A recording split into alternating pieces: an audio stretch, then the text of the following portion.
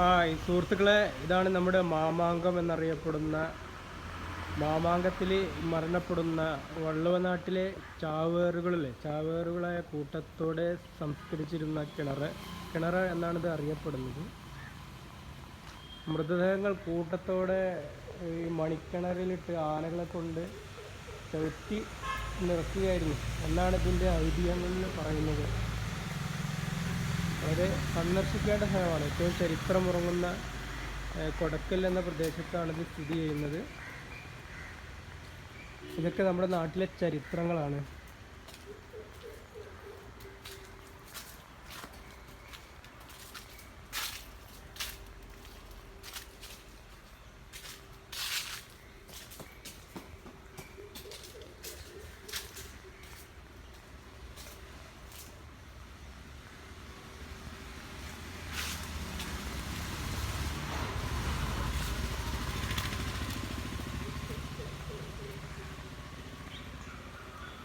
നമുക്കെല്ലാവർക്കും അറിയാം, തിരുനാവായ കേന്ദ്രീകരിച്ച് മാമാങ്കം നടന്നിട്ടുള്ള ഒരു വളരെ ചരിത്ര പ്രസിദ്ധമായിട്ടുള്ള സ്ഥലമാണ്.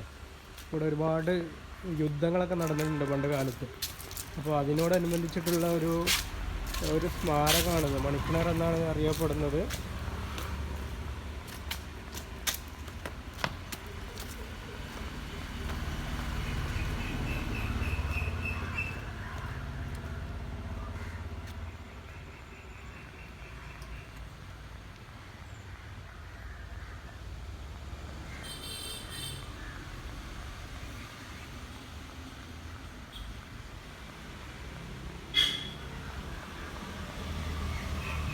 ഇതൊരു ടൂറിസ്റ്റ് കേന്ദ്രമാണ്.